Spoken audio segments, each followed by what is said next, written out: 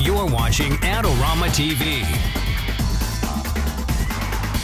Hi everybody, welcome to Adorama TV iPad app reviews. I'm Mark Wallace. Well, today we're going to take a look at a new app from Adobe. It's called Photoshop Touch, and it's Photoshop that's built specifically for the iPad. So let's take a closer look right now. When you launch Photoshop Touch, you'll see that you are greeted with these two options. You can go through tutorials, or there's an intro here. So if I click on tutorials, you'll see that Adobe has all these different tutorials for specific things like making a pencil sketch or making an antique photo, adding text, things like that.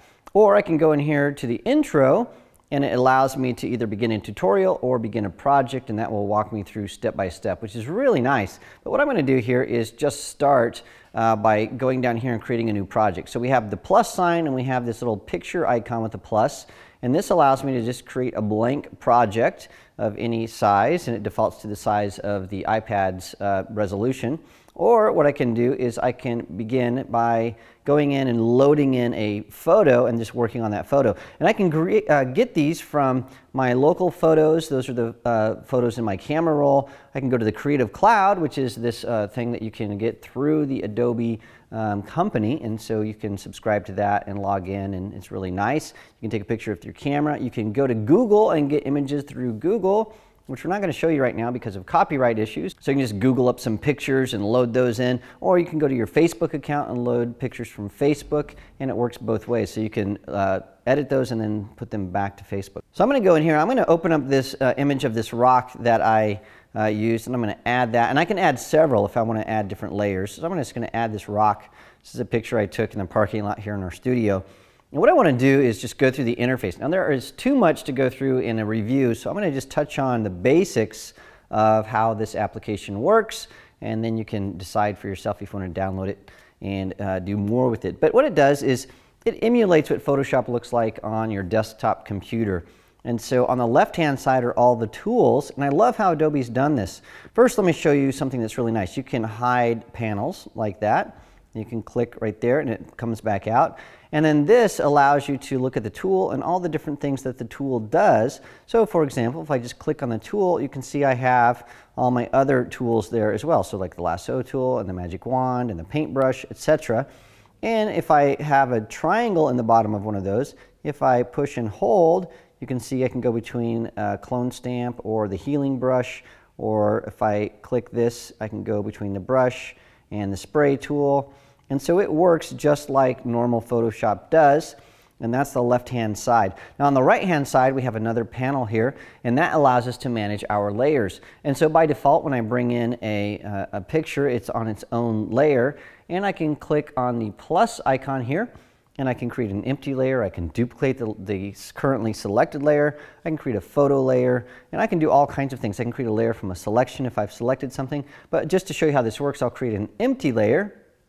And now you can see over here I've got different layers. I can turn them on and off just by clicking on this little circle there.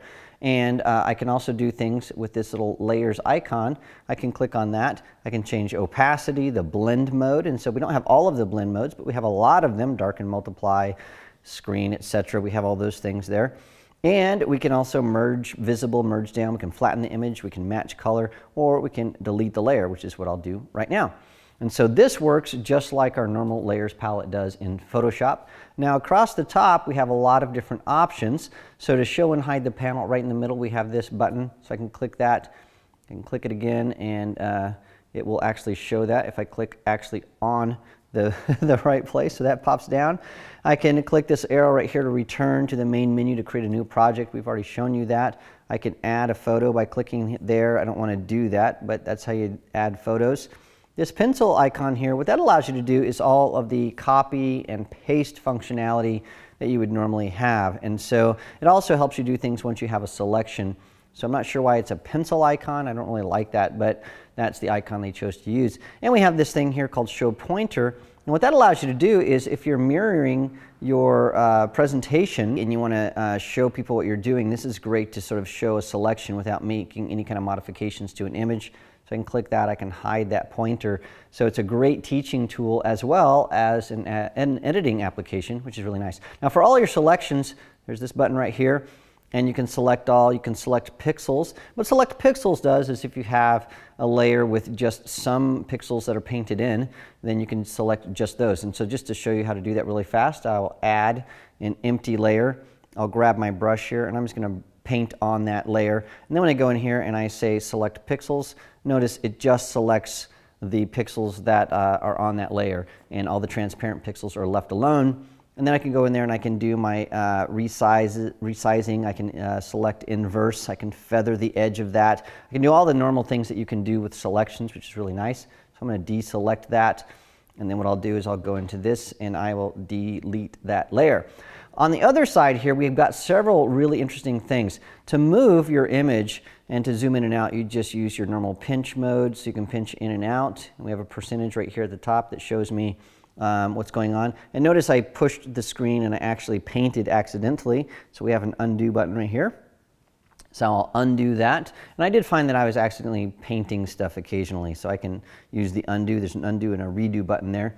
And then this right here, let me zoom out just by pinching. And then with 2 fingers, I can move this image around.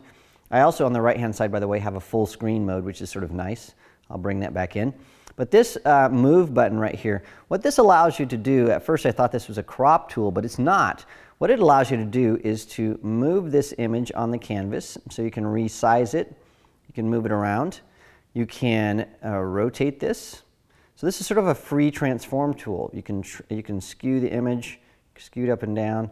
So it works much like the free transform tool does. And then if you want specific values, you can do that by just clicking in here. This little number pad pops up, which is really nice. I'm going to cancel this. I'm going to show you one more thing you can do with this tool here. And that is if you want to flip things horizontally or vertically, there's just little buttons right there that allow you to do that. And so you can lock the aspect ratio, you can have it snap. And so really, really intuitive. So I love how this tool works. Now here is the power of this. Right here we've got these little sliders, and these are adjustments. They work just like adjustment layers do in Photoshop, so you can do things like levels and curves. That's right, you can do levels and curves in on your iPad. So for example, let's go in here. I'm going to go into the levels, and notice that these are nice large controls because you're going to be using your fingers. You can really get in there and see what's going on. So I'll magnify this just a little bit, and I want to make my blacks a little bit darker, make the contrast. So I can just start bringing this in, and you can see how this changes. And so I'm going to change that a little bit, bring that in. I can change my midtones by making them brighter or darker. So this works just like your levels do in Photoshop. You can even go into the red, green, and blue channels and adjust the levels there or everything all together. Once you're done, you can apply that. And there it is. It's really, really nice. And not only can you do levels, you can do curves, you can reduce noise, you can convert to black and white, you've got saturation, color, temperature, you can replace color, all of those things that you can do in Photoshop.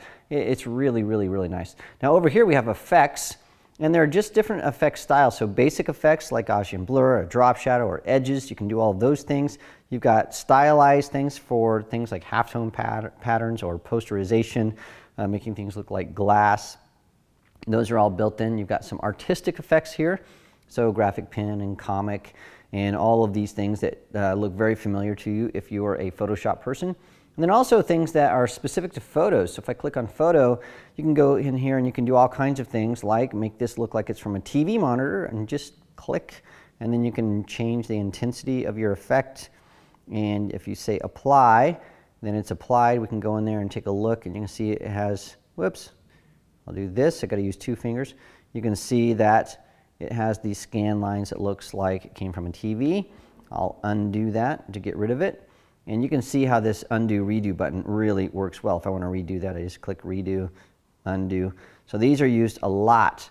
And then over here you have this little and sign, and what this does is it brings up all the other tools that you're familiar with, like the crop tool, image size for resizing an image, fill and stroke, text. So yes, you can actually add text to this. Gradients, you can add fades, you can even warp. That's right, you've got a warp tool here, so you can warp things around. And so you can do all kinds of crazy things with that, which is really nice. And so if you'd like to use the warp tool in Photoshop, well finally it's available on the iPad. And then you also have a camera fill, and what that does is it allows you to basically add a fill that is from your camera. So you can have a selection, take a picture with your camera, and it fills in with whatever you take a picture of, which is really, really nice. Now to use all this stuff, remember back here, and I'm not going to save this, but back here we have all of these tutorials. And if you go through these tutorials, it'll show you how to use things like that camera fill. Well, this camera layers shows you how to use the camera fill, make a painting that shows you how to use FX, etc. So this is a terrific app, and it's just under $10, and it's well worth every penny. Well, as you can see, Photoshop Touch is a very powerful application. I love the level of sophistication that it brings to the iPad. Finally, we're able to edit our photos just the way we are used to doing with normal Photoshop, albeit in a much more condensed version. But finally, we have that ability. And as iPads become a little bit more powerful themselves, I expect this application to grow along with it. Well, thank you so much for joining me this week. Remember, there are all kinds of reviews that we've done for iPad apps, and you can see all of those on our YouTube channel, so please subscribe so you don't miss a single episode, or just zip over to the Adorama Learning Center where we've archived everything for you. And not only do we have iPad apps, we've got photo tutorials, and we've got product reviews and all kinds of things for you to check out, so make sure you do just that. Well, thanks again for joining me, and I'll see you again next week. This episode is brought to you by Adorama TV. Visit the Adorama Learning Center where you'll find photography tips and techniques, links to the gear used in this episode, and related videos. For all the latest photography, video, and computer gear, visit Adorama.com. And the next time you're in New York City, visit our store located on 18th Street between 5th and 6th Avenue.